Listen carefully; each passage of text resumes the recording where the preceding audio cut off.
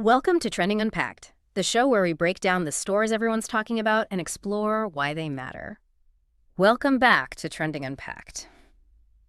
Today, we're looking at something that, well, it really set the internet alight recently. A sporting phenomenon that seemed to catch everyone, from, the diehard football fans to just people scrolling casually, completely by surprise.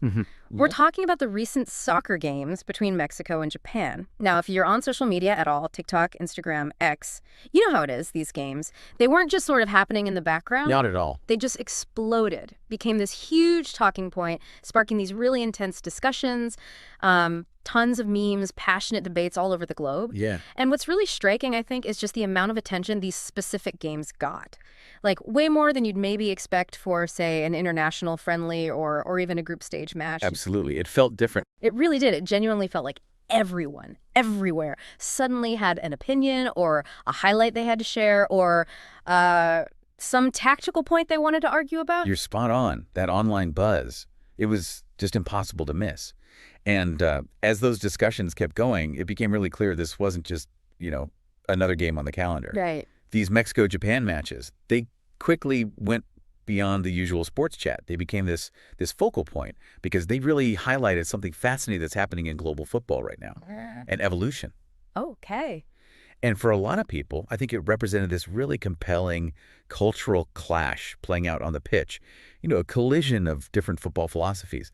And that's really why it hit such a nerve, why it resonated so deeply with fans everywhere. Yeah. It even pulled in people who, maybe only usually watch the World Cup final or something. Yeah. It really offered a glimpse into something bigger. Exactly. It just captivated people. So, okay, let's try and set the stage for why this became such a sensation, why these particular games, and why, right now.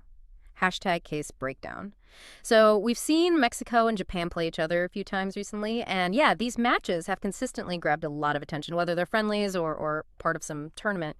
But why this specific matchup? What is it about these games happening now that makes them stand out so much and really capture people's imagination, not just in Mexico and Japan, but like all over the internet? What are the stakes involved here, even if they're not immediately obvious, like a trophy? That's a great question. And it really gets to how quickly our view of international football is changing. These matches, right, even when they're not a World Cup knockout game or, a big final, they're actually incredibly important testing grounds for national teams. Think of these friendlies, these early tournament games, almost like crucibles, places where future strengths are forged. They're really vital signs, indicators of where a team is right now, what they can do tactically, and what their potential looks like down the road. Right, sort of like a progress report. Exactly. For both Mexico and Japan, these games are huge opportunities. They can try out different players, tweak their strategies, test themselves against a really good opponent who plays differently. Yeah. There's a psychological thing too, right? Proving you can go toe-to-toe, maybe even beat a team with a totally different football identity.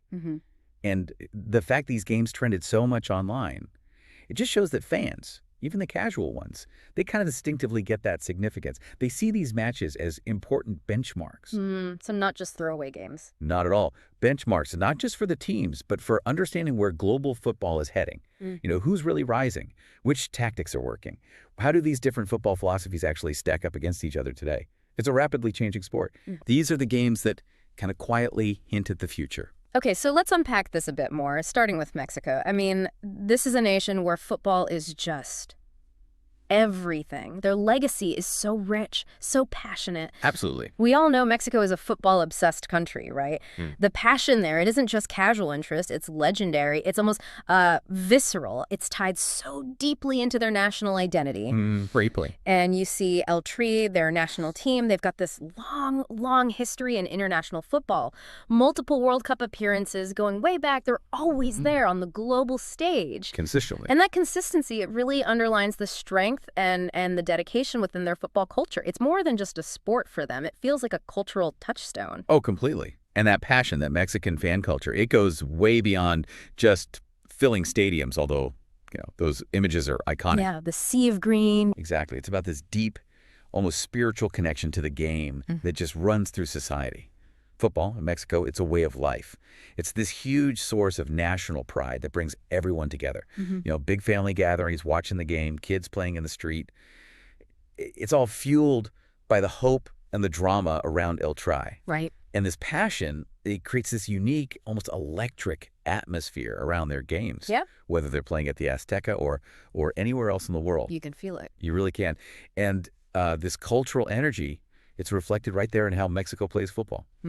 Their style is often described as creative attacking play. Flair. Lots of flair. Tons of flair. Individual skill, these amazing dribbles, imaginative passes, sometimes really audacious ones. Think of players like Hugo Sanchez, Chicharito, or Cuauhtemoc Blanco. Blanco, yeah. The hop. Exactly. Players who just brought that chispa, that spark to the game.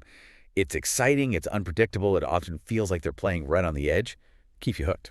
And that style, it's not just tactics. It feels like a cultural expression out there on the field, like a vibrant dance. It makes their games always worth watching. They play with so much heart. It's infectious. That fiery individual spark is so iconic for Mexico. But then you look across the pitch, and Japan, they bring something totally different, don't they? Tell us about their rise. It's been quite methodical, almost scientific, hasn't it? It really has. It's honestly incredible watching Japan's progress in international soccer, especially over the last, 2 decades? Yeah, since the 90s, really. Their men's team, the Samurai Blue, they've transformed. They went from being, relative unknowns on the world stage to being this consistent, really respected presence at World Cups. Every time now, pretty much. And we absolutely have to mention their women's team winning the World Cup in 2011. Monumental achievement. Huge. It just speaks volumes about the country's commitment, the systemic success they've built in the sport, top to bottom. This wasn't just luck, was it? It feels like serious long-term planning. Oh, absolutely not luck. What's really fascinating about Japan's rise is how different it is from, say, the flair we just talked about with Mexico. Their development, it's been built on this really disciplined, highly technical style of play. Right. It emphasizes the collective, teamwork over, individual moments of brilliance. So less about one star player. Much less. You're more likely to see meticulous teamwork, these precise passing triangles, really strong tactical awareness from everyone, and very solid defensive organization. It's not accidental at all. How did they build that? Well, it comes down to decades of strategic investment. It really kicked off with establishing the J-League back in '93. They gave them a professional structure. Oh, okay. And then a massive focus on youth development, coaching education. They brought in foreign expertise, too. People like Arsene Wenger back in the mid-'90s, who helped lay the groundwork for a distinct Japanese football philosophy. Wenger, really? Didn't know that. Yeah, before Arsenal. And this systematic approach, it's allowed them to compete consistently at the top level. They've closed the gap with the traditional football powers. You can see it. And if you think about it, this disciplined technical style of the Samurai Blue, it's such a stark contrast to Mexico's creative attack. And that's where that cultural clash on the pitch really comes alive. Yeah, the two styles meeting. Exactly. It's not just two teams, it's two football philosophies. And each one reflects these deeper national values. Mexico's vibrant expression versus Japan's meticulous precision. It makes for a captivating contest. It really does. And Japan's methodical approach, it just shows how a dedicated long-term strategy built on solid technical and tactical foundations can achieve incredible results. It really challenges those old ideas about where football power comes from. So bringing it back to these recent games that went viral, we saw clips everywhere. TikTok, Instagram, X, you just couldn't avoid them. Everywhere. People were breaking down every moment, nonstop commentary. What was it about these specific moments that made them so shareable, so impactful, that they cut through all the noise online? Yeah. Fans were praising, standout players.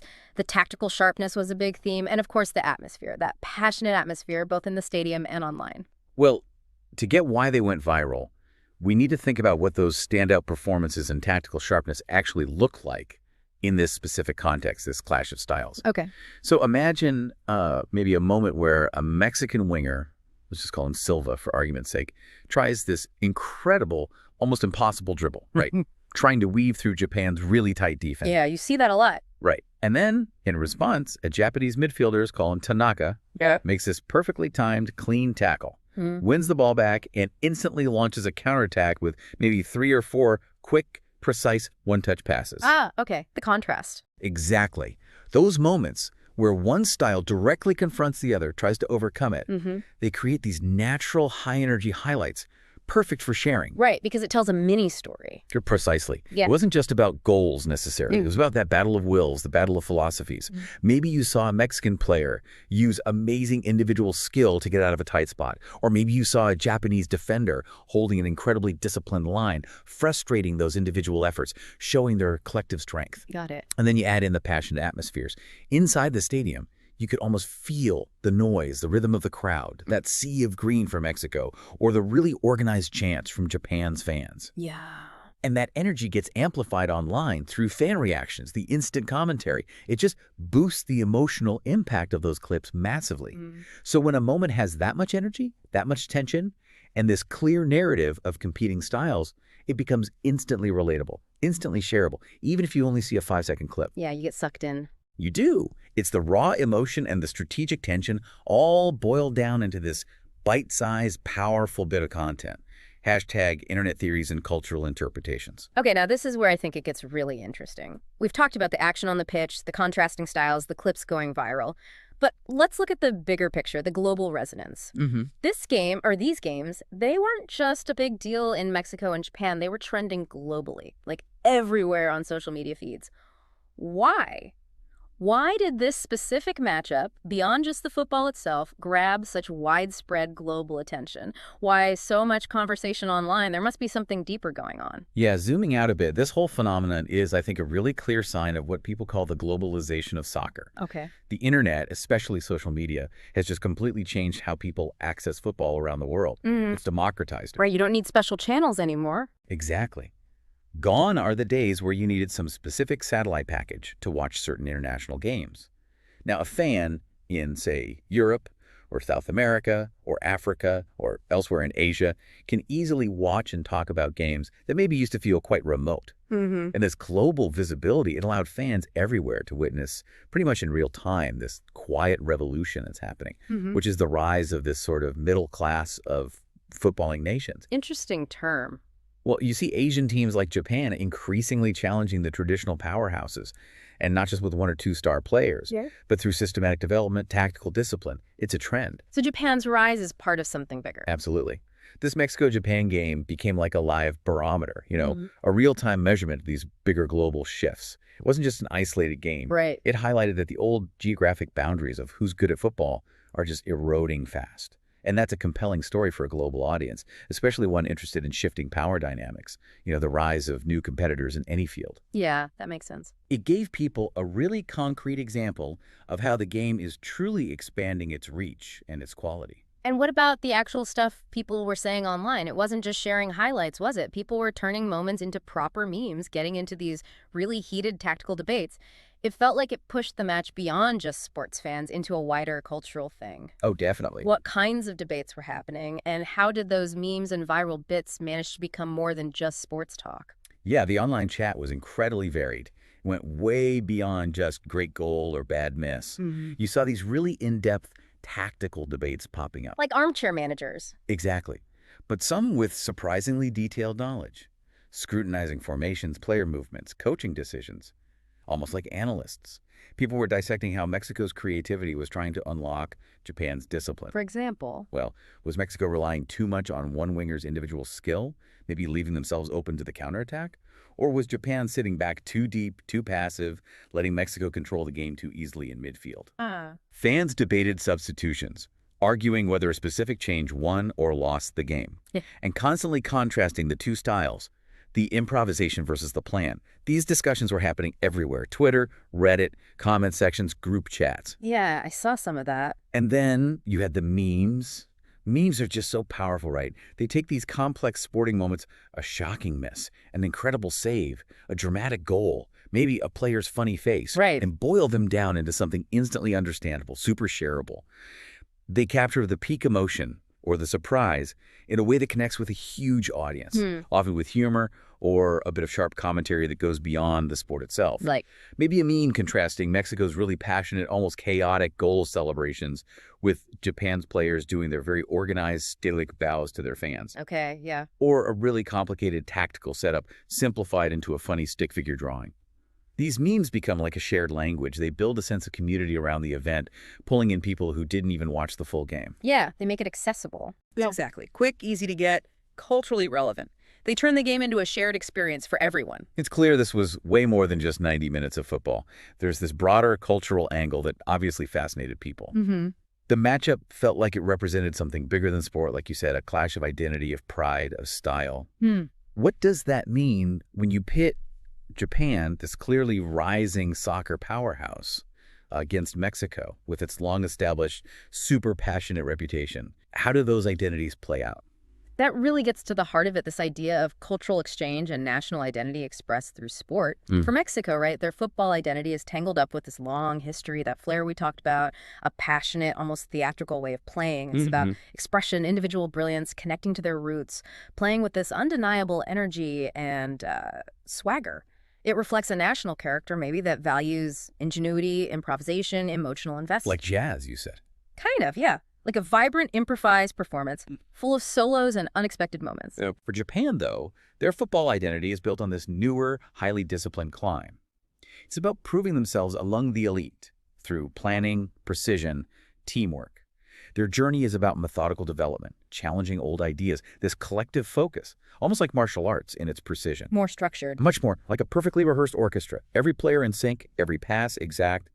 So when these two teams meet, it becomes this symbolic contest, a contest of narratives, of national pride. Right. Each team's style isn't just strategy.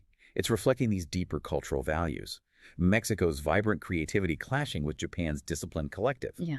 It becomes this fascinating study for people watching. Yeah. How do different societies approach excellence? Yeah, you see it playing out. Exactly. It's a window into national psyches, playing out on this global stage. It lets people see themselves and others through the lens of a game everyone understands. Hashtag tag analysis and takeaway. So let's wrap this up. What does this all mean for the bigger picture of global football? Taking this incredibly popular, trending matchup, what does it really tell us about the broader trends shaping the sport right now? It feels like we're seeing something significant happen. Yeah, I think this match, and especially the way the world reacted to it, it really hammers home that key message. The globalization of soccer. Okay. The performance and the recognition that teams like Japan are getting. It signals this major, irreversible shift in the global football landscape. For decades, the story was dominated by a few traditional powers, mostly Europe and South America. The usual suspects. Exactly. We knew their names, their styles. We kind of expected them to go far in every tournament. But now we're seeing this undeniable rise in quality from other regions, other confederations like Asia's AFC or CONCACAF in North and Central America. Japan is a prime example from Asia. And Mexico from CONCAC also strong. Also strong, exactly. And what's really striking is that football excellence isn't just limited to those old dominant regions anymore. And that completely reshapes the international competitive landscape. It means any team, really, from anywhere, if they invest smartly in youth, in tactics, in professional structures, they can genuinely compete at the very top level. It opens the door. It really does. It changes expectations for the big tournaments. It diversifies the talent pool globally. And ultimately, it just makes the sport more exciting, more unpredictable for all of us watching. It's a real democratizing force. And that ties into this idea of growing parity, right? It feels like the gaps are closing fast between teams from very different football cultures, different parts of the world. What does that mean for competitiveness, for how the sport evolves? Are we going to see more upsets, more varied finalists? Precisely. That cultural clash we talked about, Mexico's creative attack versus Japan's disciplined technique, it's not a foregone conclusion anymore. It's not like one style is automatically better. Right. It's a real contest now. It's evolved into this compelling contest of equals. Both approaches have real strengths that can challenge and frustrate the other. And this growing parity, it suggests that these different football philosophies can genuinely go head-to-head on the biggest stages. So teams don't have to copy Europe or South America. Exactly. They don't have to just adopt a style that isn't native to them. They can build on their own cultural strengths, invest in what makes them unique, and develop a distinct, effective approach that works. That sounds healthier for the game. It's hugely beneficial. It leads to more unpredictable matches and, honestly, more fascinating matches.